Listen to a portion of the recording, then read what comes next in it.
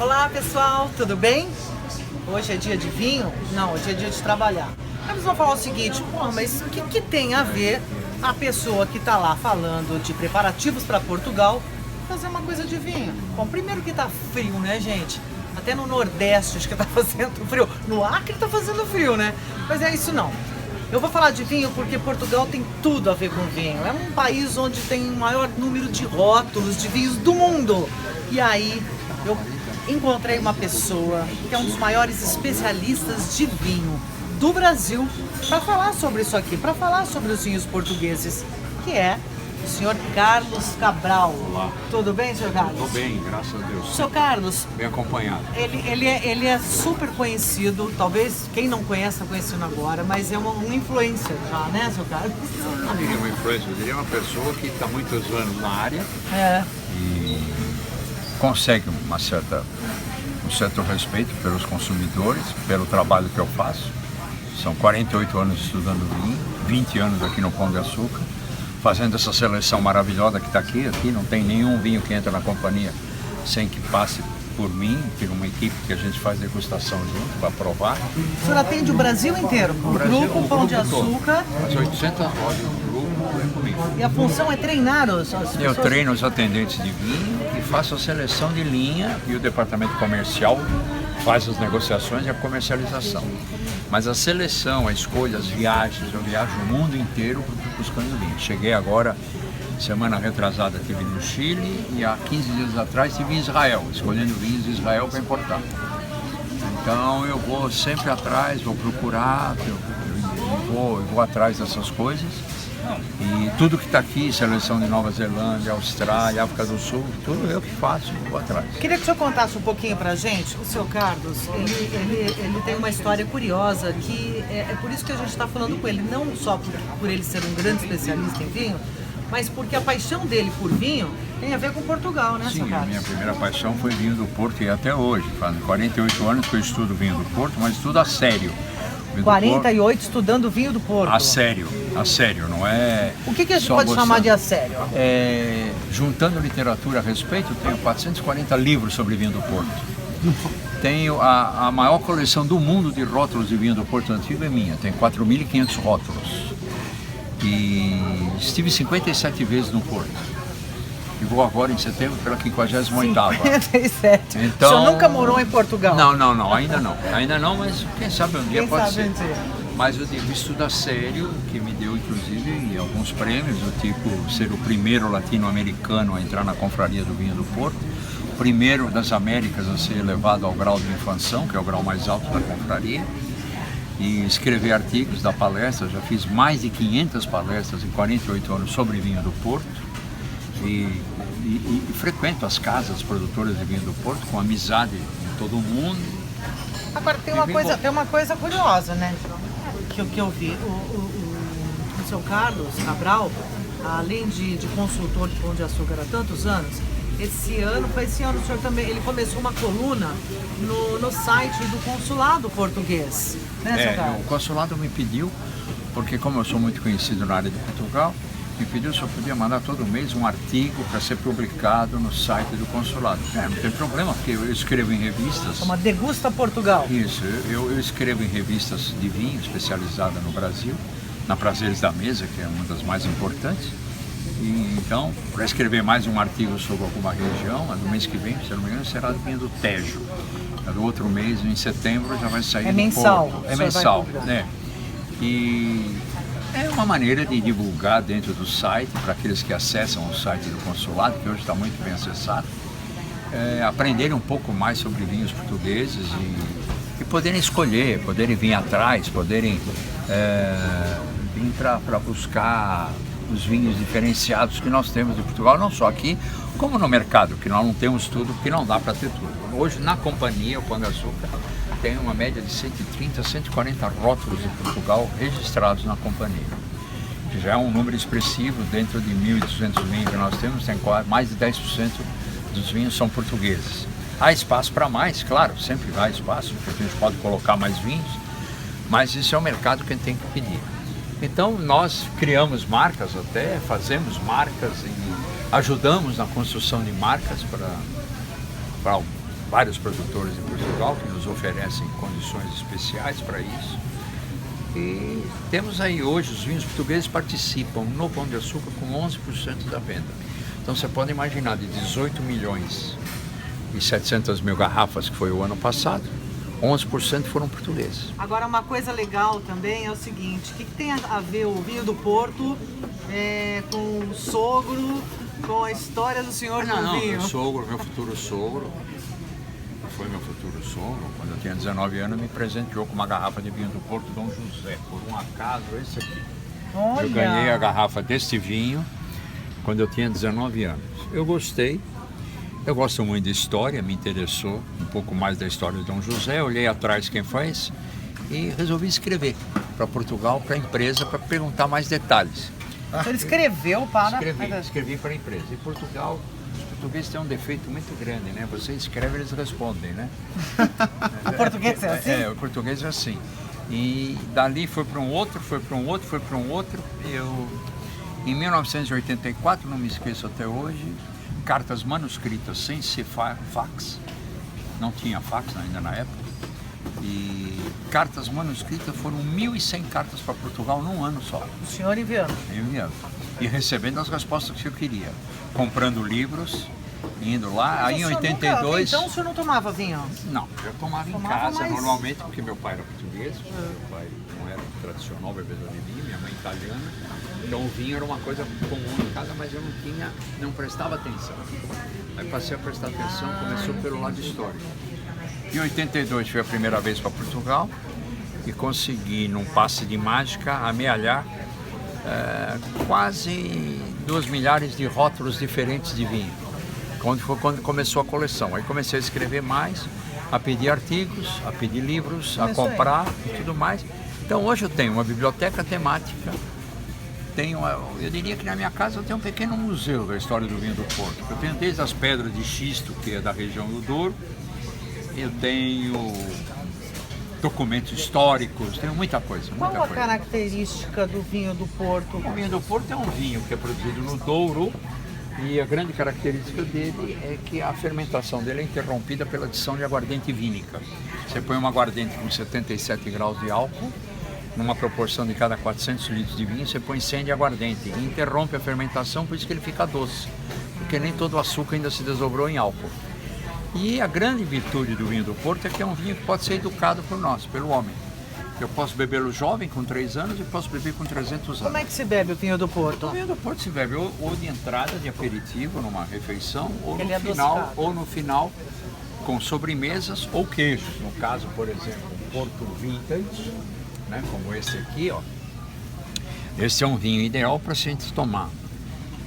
Por exemplo, nesse dia de hoje, a garrafa inteira, numa mesa com 5, 6 pessoas, comendo queijo da Serra da Estrela, que é o melhor casamento que existe, é vinho do Porto com Serra da Estrela. Então este é um vinho que nasceu para isso. Está jovem, 2012 é muito jovem. Por exemplo, vocês terem uma ideia, agora em 2015, no dia 18 de junho de 2015, eu abri uma garrafa de vinho do Porto 1815 para celebrar os 200 anos da Batalha de Waterloo. Então, eu tinha a garrafa, na adega do senhor. Eu tinha na minha casa, abri num restaurante com amigos e tomamos um Porto com 200 anos. Para celebrar. Agora me diz uma coisa, como a gente fala para todo mundo, né? A gente está aberto aqui para a pessoa que entende de vinho, para a pessoa que não entende, para aquela pessoa que torce o nariz, mas também não experimentou. Sim. Como é que é possível você beber um vinho legal, você se acostumar com, apesar do clima no Brasil, né? As pessoas têm... Não, o clima não influencia nada. O brasileiro é que tem essa mentalidade errada. No verão você vai na Europa, estão bebendo vinho. E pega o vinho tinto, põe para refrescar, põe para gelar. Qual é o problema? O brasileiro é que tem essa mania de dizer que no calor não se bebe vinho. Tá tudo errado. Eu tomo vinho no calor, no frio. Isso mais é do que uma insistência da cultura da cerveja, que associa a campanha da cerveja com praia. Entendi. Como isso é um país tropical e tem muita praia, entendi. Por isso que nós bebemos 2 litros de vinho per capita no Brasil e bebemos 65 de cerveja. Entendi. Quer dizer, não tem nada a ver uma coisa com a outra. Você pode tomar a hora que você quiser, no momento que você quiser, não precisa ir atrás de rótulos, grandes indicações e opinião dos outros. Eu costumo dizer sempre, o melhor vinho do mundo é aquele que você toma na companhia de quem você ama. Você gostou? Ninguém tem nada a ver com isso. Primeiro foi você que tomou, segundo foi você que pagou, você não deve satisfação Vinho não é pra igual ninguém. cerveja, hein? Não, você toma aquela que você quer do jeito que você quer. Mas essa história, e o vinho muito barato, o vinho muito caro? Não, o que existe é o seguinte, tem carro barato, tem não, carro sim. caro.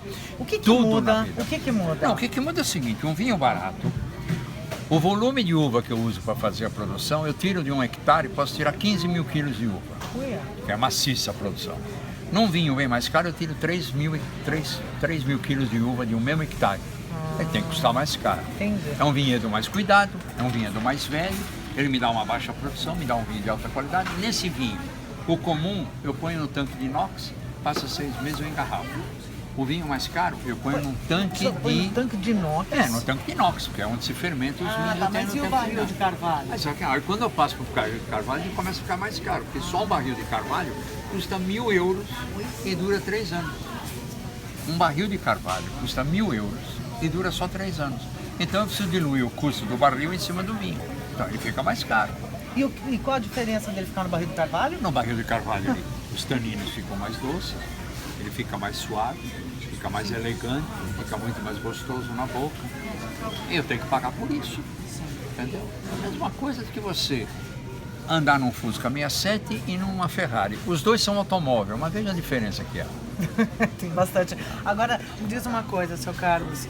Essa coisa da região, né? Por exemplo, a gente teve recentemente no Chile, essa coisa da região produtora de vinho. Como é que o solo tem a Interfere ver? muito, é o chamado terroir. É como nós no Brasil. Se entrar alguém aqui do Nordeste e falar uma palavra, nós vamos saber que ele é do Nordeste, porque ele tem as características de nordestino. Ele tem um sotaque, ele tem um dialeto, ele tem uma estrutura corporal diferente da nossa, né? Então, o que é? O terroir. O terroir influencia em todos os vinhos. Em Portugal, por exemplo, Portugal tem 22 apelações de origem de vinhos diferentes um do outro. Por quê? Porque o solo é diferente, o clima é diferente. É bem e o diversificado. É claro, hoje nós estamos tudo encapotado porque está frio e alguém em Recife hoje está andando em bermuda, porque lá não está frio. Então, como é que é a produção de batata aqui no frio e de batata lá no Nordeste? A batata é diferente, não vem dizer que é a mesma batata, porque não pode ser. Porque uma recebe mais chuva, outra recebe mais sol, uma recebe frio, outra não recebe. Então, o terroir influencia no produto final. Sempre influenciou e sempre vai influenciar. O vinho nada mais é, ele traduz a personalidade de onde ele veio. Agora, depende de você fazer a escolha.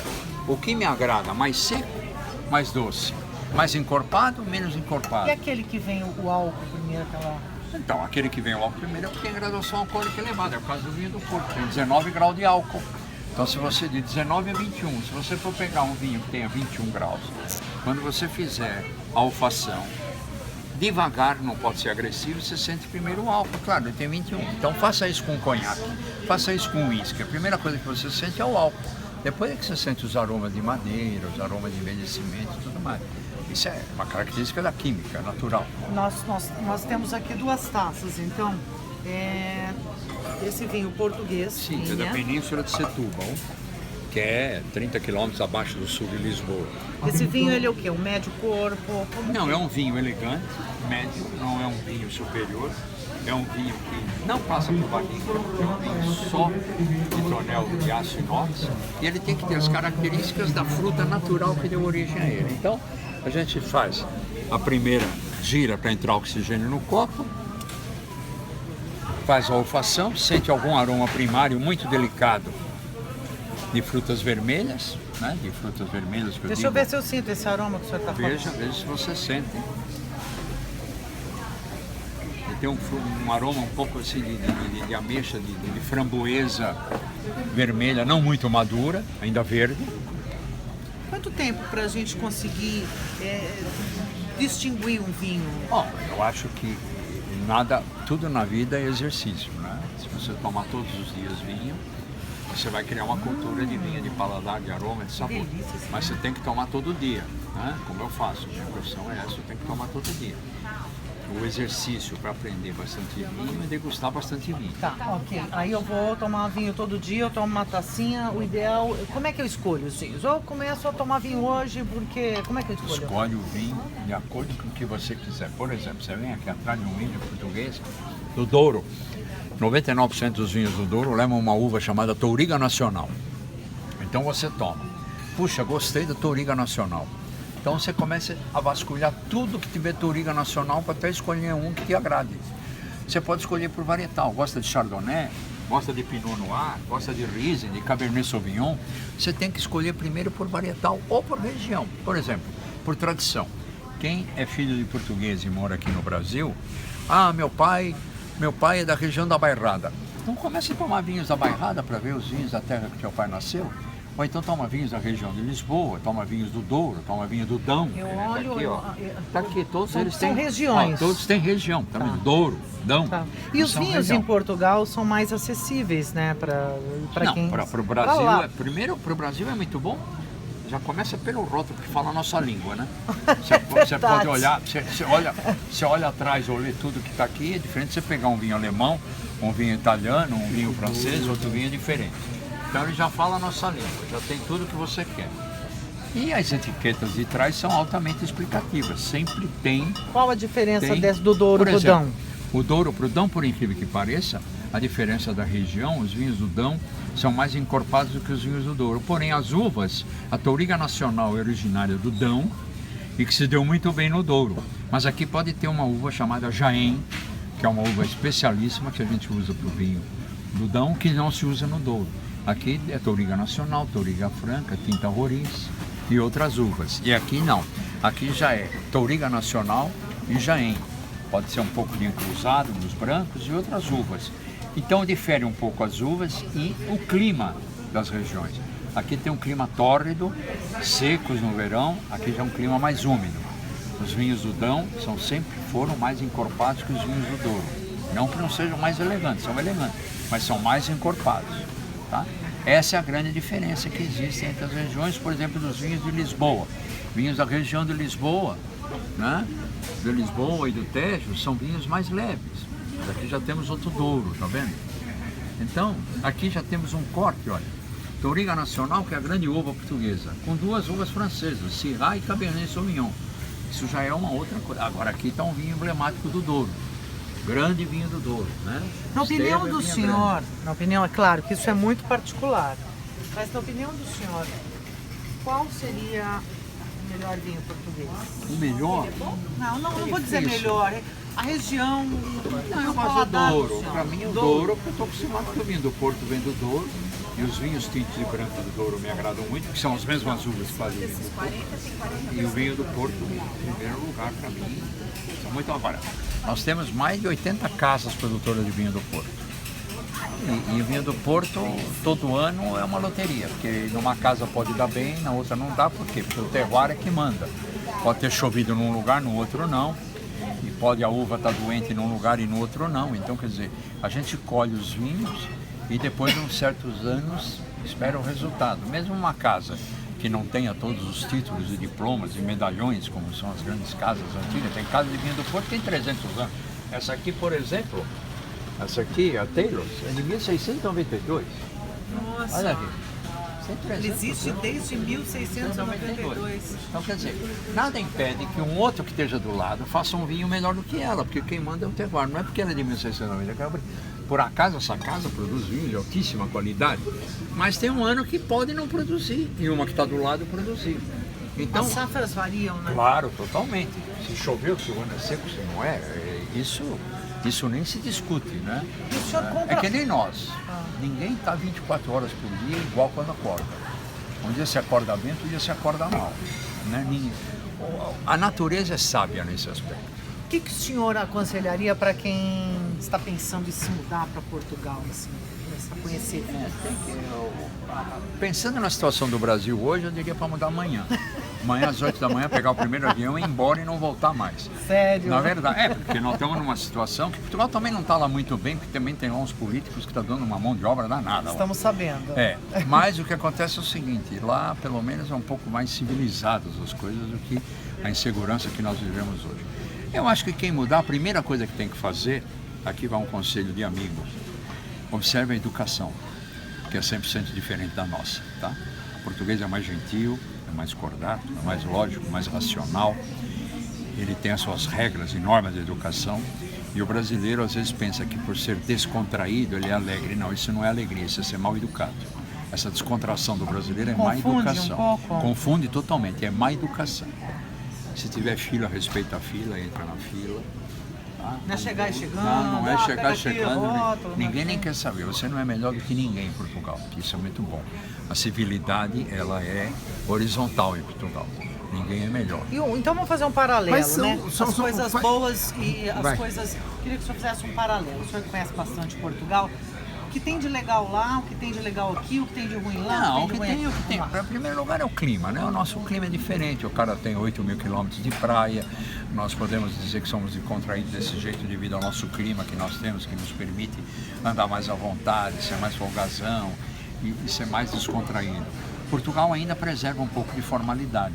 Isso é muito importante. Para quem gosta de boa educação, de prática de boa educação, né? Como eu, por exemplo, eu adoro essa prática. Eu adoro essa prática. Cada um no seu devido lugar e cada um no seu devido ponto.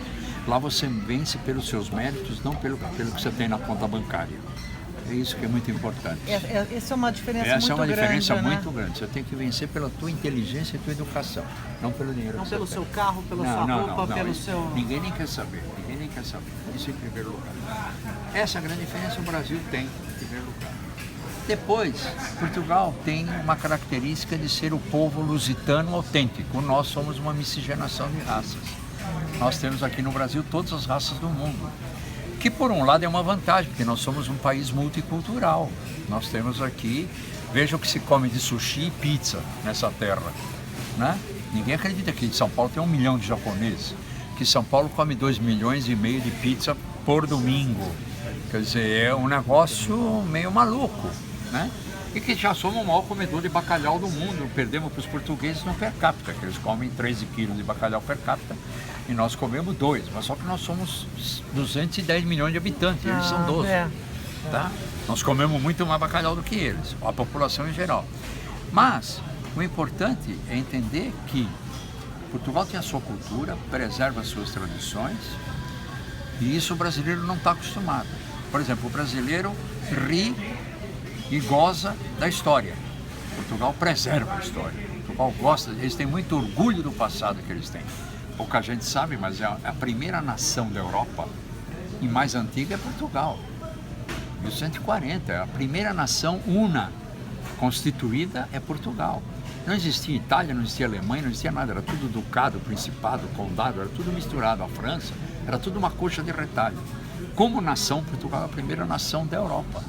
Pouca gente sabe disso. Então você tem que respeitar isso, sabe? Você não pode chegar lá achando que eu sou, porque eu sou brasileiro. Não é assim. Tem que respeitar a localização. Por quê? O português, quando veio para cá, ele se sujeitou às piores intempéries da vida. Eu digo da imigração a partir de 1850 para cá, depois, principalmente da República para cá. Se enfronhou no interior, foi ser dono de padaria, foi ser dono de comércio pequeno, se matou e tudo mais, e venceu. Mas enfrentou tudo pelos méritos dele. Nós não podemos chegar lá e dizer, não, porque eu sei, vai ser assim. Não vai que você vai quebrar a cara. Eu sou legal. Você tem que respeitar, o que tem. Tá. Bom, é o seguinte, vamos fazer um brinde a esse Vamos vinho. lá. Saúde. Saúde. Ao sucesso e a Portugal. Que a gente ama tanto, é tão bom. Nossa, eu me sinto tão bem quando eu estou em Portugal. Gente, que vinho bom isso aqui, hein? Agora, quais são as principais uvas de Portugal e quando fala em Douro, em Dão... A principal de todas é a Touriga Nacional. Na região dos vinhos verdes é Alvarinho, Trajadura e Loureiro. No Douro, no Dão, temos a Jaén. Depois temos a Maria Gomes na Bairrada. Temos a Castelão Francês na região da Península de Setúbal, que deu origem ao vinho periquita. Tem a Trincadeira no Alentejo. E depois eles misturam muitas. O importante não são só as uvas, o importante é a localização do terroir. O terroir, a técnica de vinificação, que é importante. Por exemplo, na região de Lisboa, qual é a uva principal da região de Lisboa? São todas, por incrível que pareça, porque Lisboa ainda não tem uma uva só dela, típica característica, ela faz todas. E as uvas estrangeiras. Lisboa é uma das primeiras regiões que conseguiu plantar Cabernet Sauvignon, Merlot, Malbec, Syrah e outras uvas estrangeiras, além das portuguesas. Já não acontece isso no Douro, por exemplo. Bom, um brinde. Saúde. Super obrigada. E até uma próxima.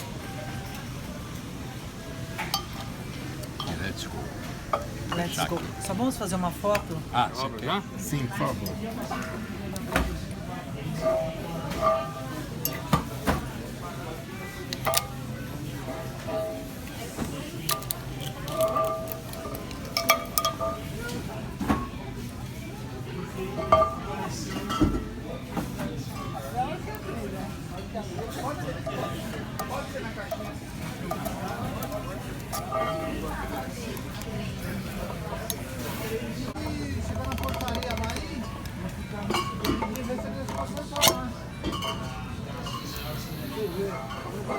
Explica pra gente, pra quem não entende, por que Tem que o sommelier cheirar a rolha? é a cheirar a rolha?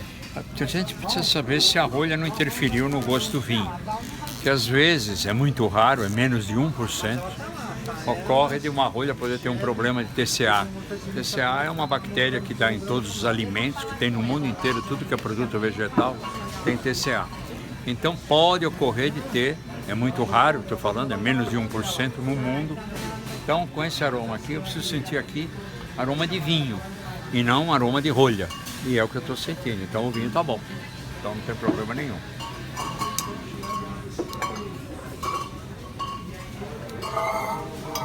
Vamos degustar aqui o Vinha, né? É um vinho da Península de Setúbal, elaborado por uma casa que tem quase 180 anos, que é a José Maria da Fonseca, que é a casa que tem a marca de vinho português mais antiga do mercado português, que é o Periquita. O Periquita tem quase 170 anos e essa casa tradicional produz grandes moscatéis, grandes vinhos tintos do Alentejo, principalmente, da Península de Setúbal. E esse é um vinho que nós temos, que é um vinho intermediário, um vinho de belíssima qualidade, para um dia como o de hoje, que está muito frio. É um vinho que acompanha um caldo verde aí, de uma maneira O que mais que acompanha?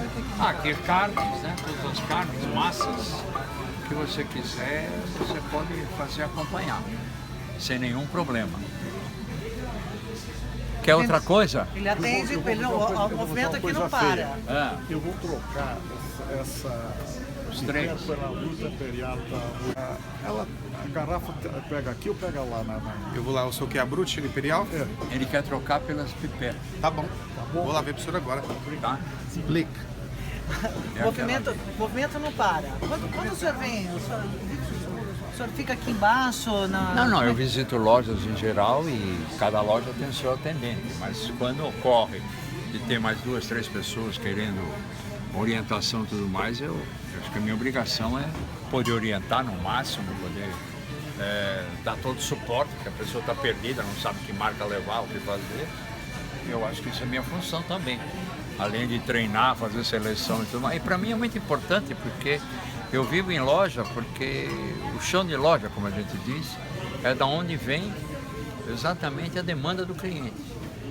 Então eu não seria nada se eu não aprendesse com o cliente, porque o cliente que me pede, eu que sou obrigado a descobrir o vinho que ele quer para determinado jantar, para determinado almoço, porque ele às vezes não tem a segurança para fazer isso e ele quer a nossa opinião pelo expertise que a gente tem. Então eu consigo travar um diálogo, inclusive iniciar até uma amizade, porque depois tem clientes que vêm e te procuram pelo nome, eu quero fulano e tal para me atender, porque eu gostei disso aqui, o vinho que ele me indicou, ou então até as queixas, porque às vezes eu indico alguma coisa, a pessoa diz, olha, eu não gostei daquele vinho, ok, então vamos atrás de um. É impossível alguém não gostar de um determinado tipo de vinho. O importante do vinho é que é nem um casamento, ele tem que achar a pessoa ideal, ele tem que achar o vinho ideal, todo mundo pode achar o vinho ideal, tem que testar. Tem que procurar, tem que ir atrás. É esse que eu gostei, tudo bem. Não se importa com preço, nem com qualidade. O que a gente importa é o seguinte, o melhor vinho do mundo é aquele que você toma, principalmente na companhia de quem você ama. E fim de conversa, esse é o melhor vinho do mundo. Não tem vinho ruim, não tem vinho... E é assim que a gente trabalha. Porque eu não posso jamais ser impositivo. Dizer, o senhor vai levar esse vinho, puxa, esse vinho é tão fraco, esse vinho, não sei o quê. Não pode fazer isso. Por quê? Porque a pessoa, ela ela quer ser premiada pela sua escolha. Então, se você está numa situação feliz, está vivendo um dia feliz, está na companhia de quem você gosta, aquele é o melhor vinho do mundo, porque também ninguém sabe dali meia hora onde nós vamos estar. Então, vamos curtir aquele momento.